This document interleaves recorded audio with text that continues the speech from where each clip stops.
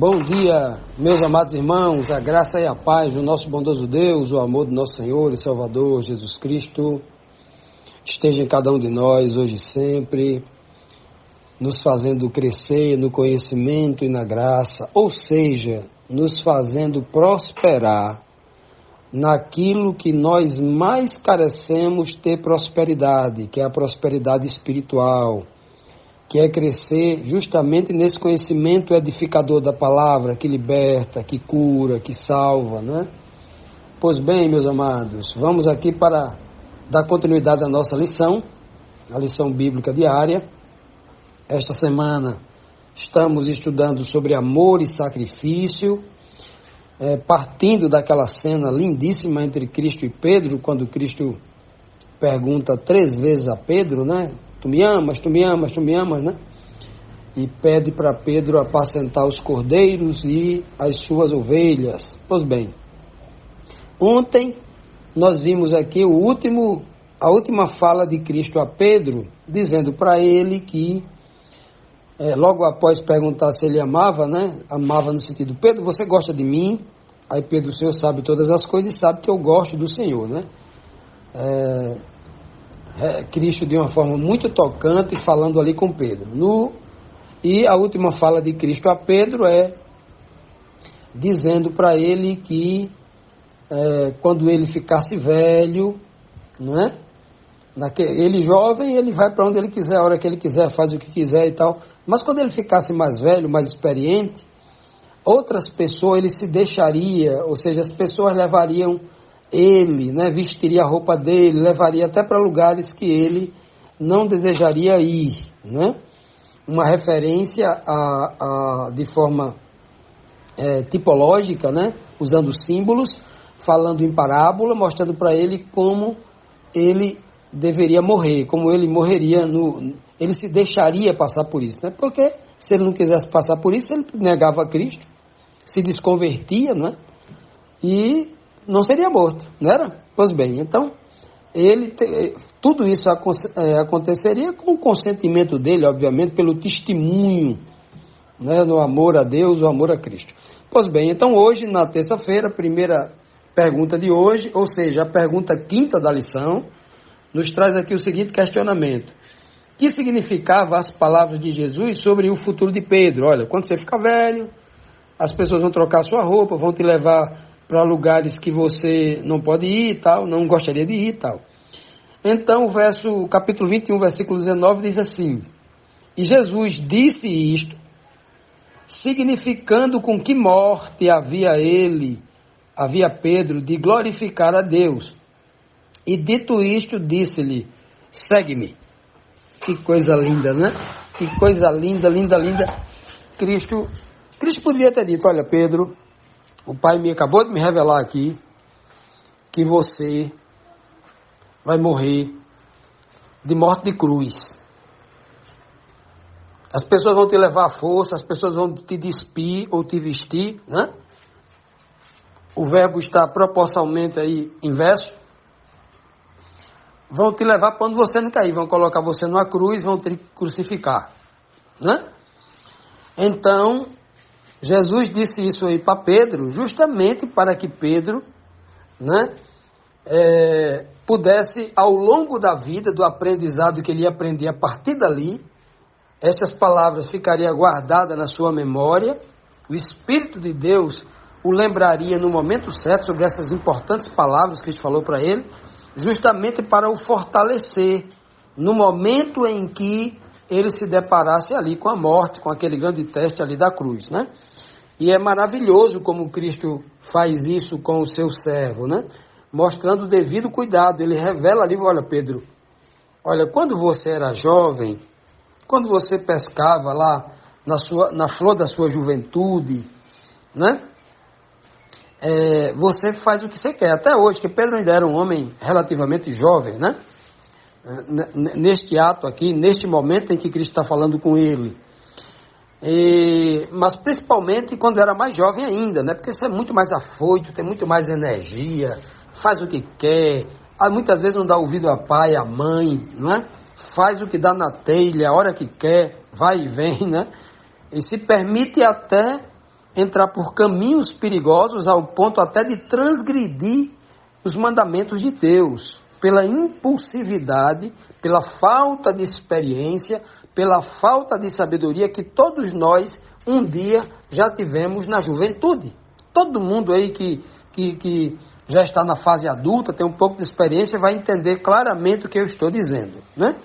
Pois bem, então Cristo diz, olha Pedro, tu vai ser levado para onde tu não quer, vão até vestir tua roupa, né?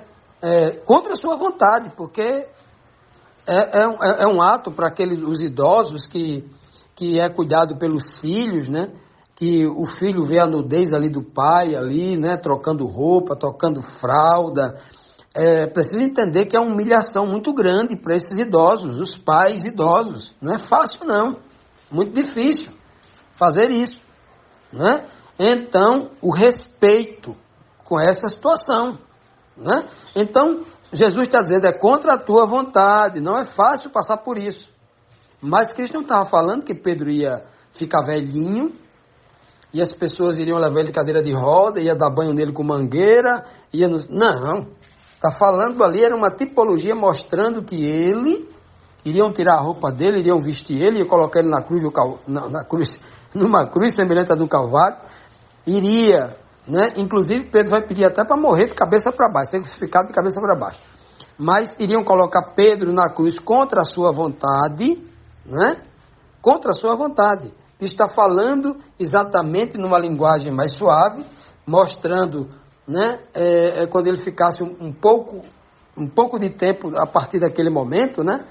20, 30 anos depois daquilo ali, Pedro, um pouco mais velho, iria passar por essa experiência, né, por essa morte. E Cristo diz bem claro.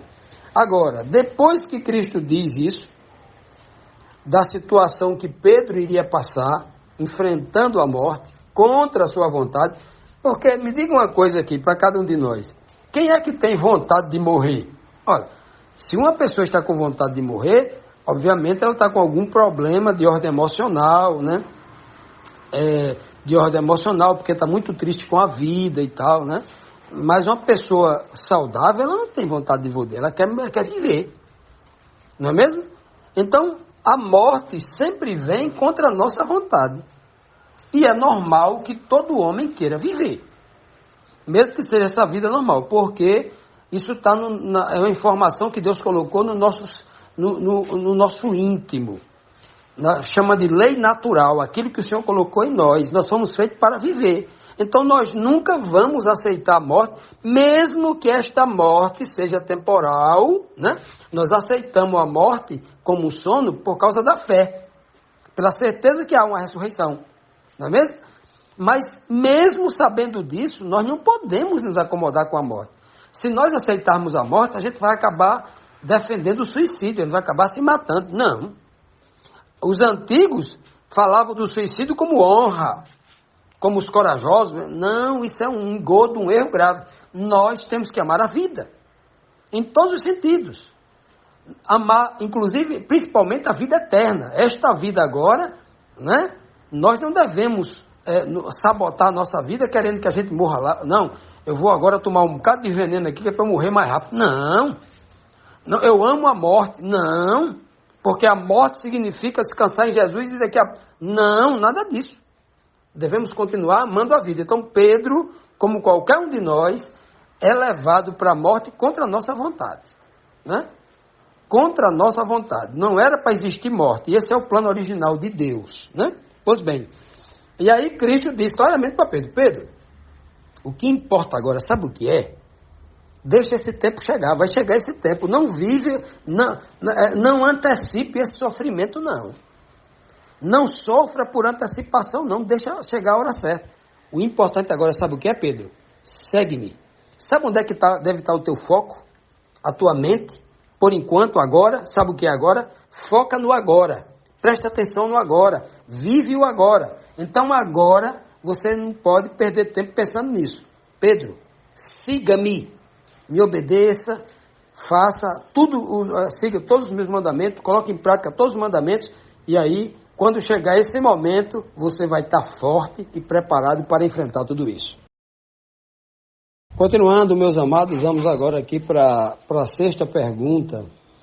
E na sexta pergunta nós temos aqui mais um questionamento daquele cenário da conversa entre Jesus e Pedro, né? E a pergunta diz assim: enquanto Jesus estava conversando ali com Pedro, quem Pedro viu no momento em que ouvia aquelas palavras que Jesus falava de forma enigmática sobre o seu futuro? João 21:20 diz assim: e Pedro, voltando-se, viu que o seguia, viu que estava seguindo ele, aquele discípulo a quem Jesus amava. João que escreve esse livro aqui. E que na ceia se recostara também sobre o seu peito, e que dissera: Senhor, quem é que te há de trair? Olha, veja, meus amados, que naquele momento ali em que Jesus estava dizendo isso, Pedro se volta ali para o lado e percebe ali que, enquanto Jesus estava caminhando e conversando com Pedro, alguém estava seguindo eles dois. Porque é uma conversa ali muito particular, né? Entre Jesus e Pedro. E Pedro ali dá uma olhada de lado para ver quem está escutando a conversa deles dois, né? E aí vê que João estava seguindo de perto. Ora, João é impressionante. João não vai perder Jesus de vista. João era uma pessoa que, assim, por tudo que nós já lemos a respeito dele, era uma pessoa muito carente do carinho de Jesus Cristo, carente do abraço de Jesus Cristo, né? Carente de estar presente onde Jesus estava. Essa carência era tão bonita, né? Porque existe a carência no sentido de fragilidade, que a pessoa adoecer porque é carente demais, aí se torna muito frágil, muito dependente das pessoas e acaba sendo explorada, escravizada pelas pessoas porque é muito carente, é muito bobinha, e as pessoas, né? Tem muita gente assim. Mas essa carência de João, ela é fantástica. Essa carência de João, ela deve ser de todo ser humano aqui na Terra. Ora, tem coisa mais importante do que ser carente de Cristo? Do que ser carente de Deus, o nosso Pai, de depender 100% deles? Nunca, isso é a boa carência, é uma carência maravilhosa, né? A gente não pode ser carente do líder maldoso, do líder religioso que explora, do líder religioso mal intencionado, né? Aquele líder religioso que vê uma moça carente e acaba abusando dela fisicamente, ou abusando emocionalmente, abusando financeiramente, e a gente sabe, né, os abusos aí que são de forma recorrente e escandalosa aí na mídia. Pois bem, então essa coisa maravilhosa, quando Pedro olha para trás e vê João seguindo ele, Jesus, como se estivesse muito interessado na conversa deles dois para aprender, né, é algo maravilhoso. E o texto de João diz bem claro, o próprio João escrevendo ali, ele explica o porquê está seguindo. Ora, como é que ele explica? Basta ler o texto com cuidado aqui, ó. Ele diz, ó, o discípulo a quem Jesus amava. Ele sempre vai escrever dessa forma. O discípulo a quem Jesus amava. O amor era o vínculo que dava energia. Era a glicose de João. O amor era quem movia, era a energia que movia João para junto de Cristo. Então, o discípulo a quem Jesus amava era o amor de João por Cristo, que ele não se distanciava de Jesus. Se Jesus não fosse elevado aos céus, João estava onde Jesus estava o tempo todo. Isso é muito lindo, isso é maravilhoso, né? E por causa dessa carência que ele tinha, não tenho dúvida que o Senhor deu atenção especial a ele. Uma atenção tão especial que ele foi o último a desaparecer da face da terra, João, né? O último a desaparecer da face da terra. A Bíblia não diz assim, não relata a morte de João. A gente não sabe se João está vivo, se João morreu, não sabe, né? A história promovida por algumas pessoas que não dão precisão, né? Umas dizem que aconteceu isso com João, aquilo e tal, mas a Bíblia não diz. O fato é que ele recebe o livro, a revelação do Apocalipse, escreve isso para a gente, mas a gente não sabe o seu destino, né? O que aconteceu com com ele. Se João morreu de velho, se João dormiu no Senhor assim como Moisés, né? Se não sabe mais nada. E isso não é importante para a gente. O importante é que é um servo do Senhor, que nós temos o testemunho claro que o amor de Deus salvou ele, e que esse amor trouxe muita revelação ao seu coração. Eu vejo como o apóstolo que teve as revelações mais profundas de toda a Bíblia, João, não tem outro, né? E é o último. Ele é o último, né? Os últimos serão os primeiros. Ele é o último, mas o primeiro a mergulhar tão profundo na relação pai-filho, no conhecimento da pessoa de Deus e da pessoa de Cristo. Eu não vejo mais ninguém na Bíblia mergulhando tão fundo. Nem Paulo consegue mergulhar tão profundo quanto João vai, devido ao amor. O amor abriu essa porta, né? Então esse discípulo que Jesus amava, ele ainda vai dizer que era o amor. Era aquele que estava na ceia e que recostava a cabeça no peito de Cristo. Olha só, mostrando claramente, ele está testemunhando aqui para nós o porquê ele estava seguindo Jesus e Pedro de perto. Era o amor. Ele não esquecia que aquele carinho especial, os últimos momentos que ele passou com Cristo, antes de Jesus ser preso, separar dele e morrer, né? E morrer, e ressuscitar agora no outro corpo.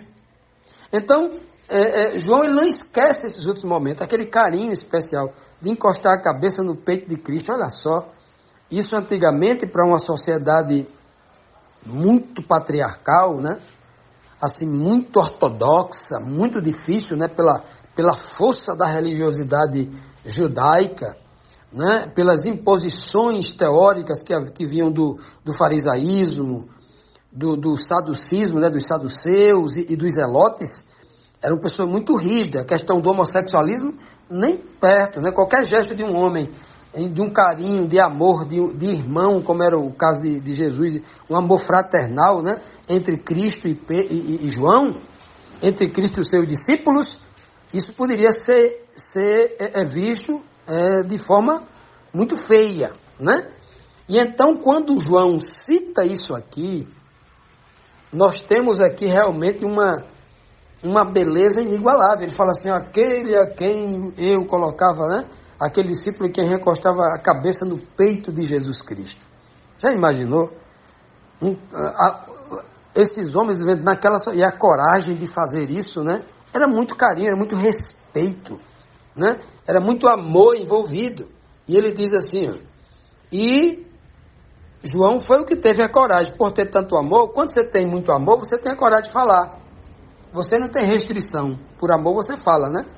Quando você não tem amor, você tem medo. Você tem medo de falar, com medo de magoar alguém.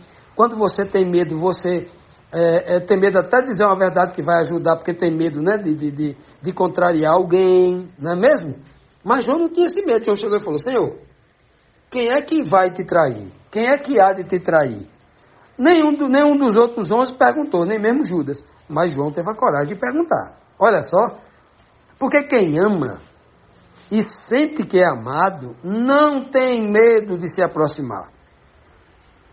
Então, quem tem medo, esse povo que diz que é crente, que vive com medo daquilo, medo daquele outro, não sabe o que é amor, não sabe quem é Cristo, não sabe quem é Deus, porque a sua religiosidade não tem nada a ver com fé, não tem nada a ver com discernimento espiritual, tem a ver com religiosidade, vive na escravidão. Quem tem medo não é filho de Deus. Quem vive para propagar medos das religiões não conhece a Deus, não é filho de Deus. Medo é do diabo, não tem nada a ver com Deus não.